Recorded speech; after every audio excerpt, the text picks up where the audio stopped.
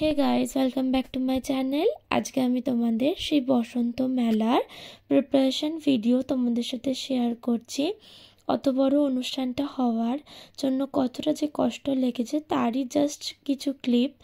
এইটা হলো সমস্ত ছাত্রছাত্রীদেরকে অত বড় বড় আর্ট পেপারে আঁকা করানো।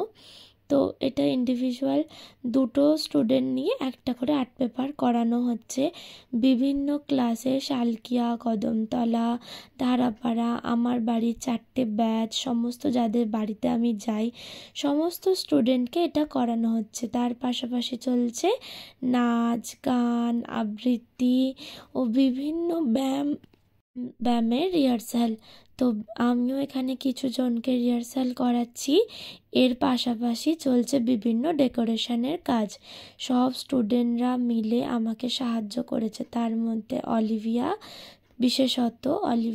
অভিষেক এরা বিশেষত প্রচুর হেল্প করেছে আমাকে। আর তার মধ্যে আমার বোনও প্রচুর। তো কিছু কিছু স্টুডেন্ট নাচতে আসছিল, তারাও হেল্প করে দিয়ে যাচ্ছিল। এই যেটা হচ্ছে সেলফি জোনের জন্য তৈরি হচ্ছে, এসির ডাব্বা দিয়ে একটা সেলফি জোন। তো ওরা ওটা নিয়ে মজা করছিল, পড়ে যাচ্ছিল বলে বারবার সেলোটেপ দিয়ে লাঠি দিয়ে আটকানো হচ্ছিল, পড়ে যাচ্ছিল। অনেক কষ্ট করে করা হয়েছে। এখানে মা, আমি, ছদ্দি ভাই, জ্যাম্মা সবাই মিলে ফুল গাঁথা হচ্ছে ফুলের বুকে তৈরির জন্য। এখানে আমি বিভিন্ন ধরনের হ্যান্ড ব্যাগগুলো বানিয়েছি। এই যে হ্যান্ড ব্যাগগুলো এখানে রয়েছে।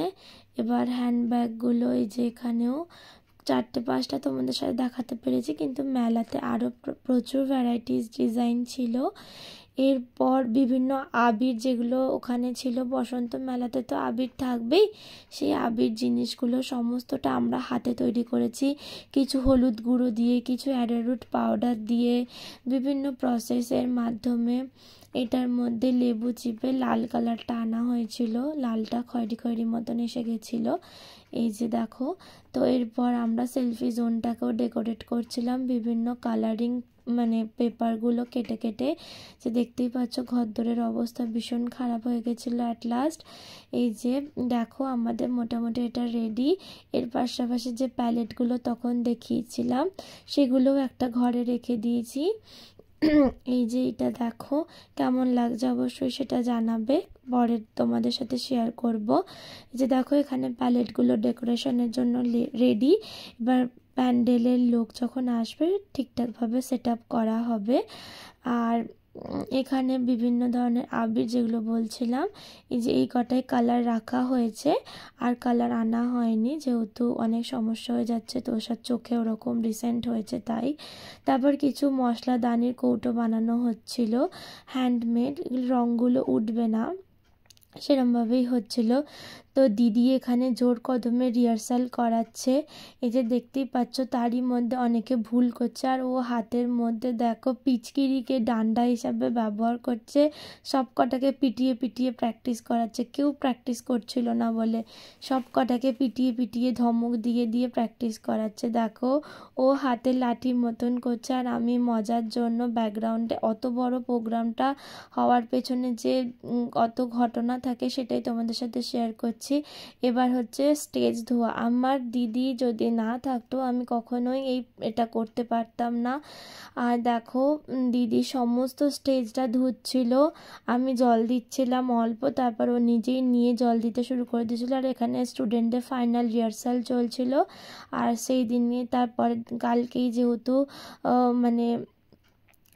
ফাইনাল প্রোগ্রাম আছে সেহেতু আজকে স্টেজটা প্রপারভাবে ধোয়াটা দরকার ছিল। তারপরে আমরা খেয়ে দেই বিকালবেলা চলে গেছিলাম ফুলের জন্য।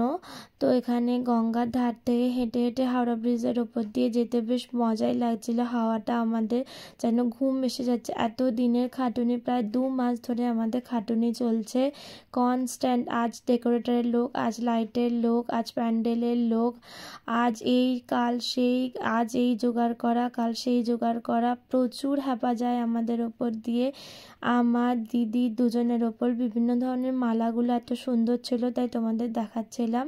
এখানে আমরা ফুল দিয়ে হোলি খেলবো, এবারে আবিরের থেকে ফুল দিয়ে আমাদের হোলি খেলাটা বেশি হবে, সেই কারণে আমরা প্রচুর প্রচুর প্রচুর ফুল কিনছিলাম। দেখো প্যাকেট প্যাকেট প্লাস্টিক আমাদের শুধু ফুল আসছিল, কারণ ফুল দিয়ে হোলি খেলা হবে। তারপর আমাদের ফাইনাল রিহার্সালের জন্য শালকিয়ায় চলে যাওয়া হয়েছিল। শালকিয়া বাচ্চারা এত সুন্দর নাচ করছিল, দেখে বেশ ভালো লাগছিলো, তাই তোমাদের সাথে শেয়ার করলাম। তো তারপর দেখো বাড়ি এসে এত কাজ সেই দিনে, পরের দিনে যেহেতু সম্বর্ধনা জানানো হবে অনেক বিশেষ অতিথিদের, তাদের জন্য ফুলের রেডি করা হচ্ছে। আমরা বেশিরভাগটা নিজে হাতেই করেছি। ফুড স্টল হবে, তাই জ্যাম্মা ওদিকে পপকর্ন রেডি করছিল, আর মাকে এখানে রং করতে বসিয়ে দিয়েছি।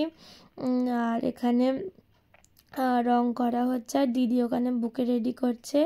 আর এখানে শাসি, এগুলো হচ্ছে আঁকার সময়, মানে নাচের সময় ওরা পরে নাচ হবে, সেই কারণে তোরসাও করছে। তখন রাত দেখো 11:30 বেজে গেছে, সব শেষ হতে হতে 1টা বেজে গেছিলো, আর সেই ভিডিওটা নেওয়া হয়নি। অ্যাট লাস্ট আমরা ভীষণ টায়ার্ড ছিলাম সেই দিন, এত দিনের কাজ করার পর তাও হাসি মুখে সবটা করছিলাম আনন্দের সাথে, যে সমস্ত বাচ্চাদের বেশ ভাল লাগবে, মজা লাগবে। আমার থেকেও দিদি প্রচুর হেল্প করেছে আমাকে, প্রচুর প্রচুর। ও যদি না থাকতো হয়তো আমরা করতেই পারতাম না। তো অ্যাট লাস্ট আমাদের ফেসে এত ট্যান পড়ে গেছিলো, তো সব কাজ শেষে আমরা একটু ট্যান রিমুভাল মেখে একটু বসেছিলাম। তো বসতে বসতে এই ভিডিওটা এডিট করছি। তো ভিডিওটা চলো বাই, তোমাদের সাথে কালকে শেয়ার করব। ভিডিওটা কেমন লাগলো অবশ্যই জানিও। টাটা।